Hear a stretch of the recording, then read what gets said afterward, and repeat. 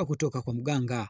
Kwa mkoa wa Tabora tuna tukio la shambulio la aibu ambalo lilitokea tarehe 22 mwezi wa 3 majira ya saa 6 za mchana huko kwenye maeneo ya mtaa Nyerere, kata ya Ipuli, manispaa na mkoa wa Tabora. Ana umri wa miaka 6, ni mwanafunzi wa darasa la pili katika shule ya msingi Ipuli na ni mkazi wa mtaa wa Nyerere. Alifanyiwa shambulio la aibu kwa kunyonyeshwa sehemu za siri na Ibrahimu Kitundu mwenye umri wa miaka 18, Mnyaturu na mkazi wa Ipuli.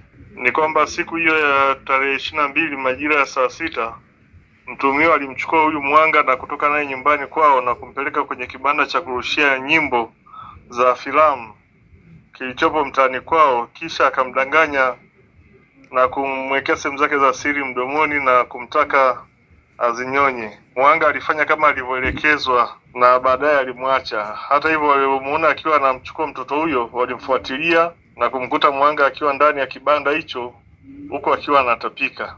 Katika mahojiano, mtuhumiwa amekiri kufanya kitendo hicho na anaeleza kwamba alishawishiwa na msanii mwenzake ambaye ni mwanamke kwenye kikundi cha kuigiza kinachoitwa Nyanyembe Film ili kutimiza masharti ya mganga ambaye aliwataka kupaka dawa na baadaye wakutane kimapenzi na kisha kwenda kumnyonyesha mtoto wa kiume, na waliahidiwa kwamba watapata mafanikio kwenye shughuli zao kama watafanya hivyo. Mtuhumiwa anashikiliwa kwenye kituo cha polisi na chanzo cha tukio hili ni zile imani za kishirikina ambazo wamekuwa nazo na hatua nyingine za kisheria zinaendelea kuchukuliwa. Kwa upande wake, mwenyekiti wa mtaa wa Nyerere kata ya Ipuli Mperabii Bwana Yasini Juma amesema kuwa hamtambui kijana huyo na anarani vikali matendo ya namna hiyo, na kadhalika amekemea tabia za kuamini waganga wa kienyeji.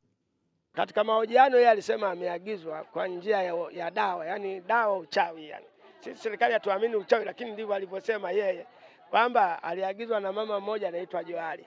Kwanza alianza kulala naye yeye, baadaye akampaka dawa watoto nyewe.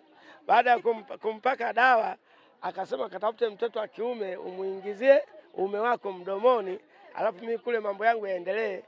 Lakini shughuli zake tukamuuliza wewe una shughuli gani? Akasema mimi shughuli zangu ni msanii. Hii tabia jamani sio nzuri, na kama kuna kijana yeyote anafanya tabia hiyo, mimi naomba aache mara moja, kwani ni tabia mbaya, ni kubaka, na kubaka kifungo chake ni miaka 30.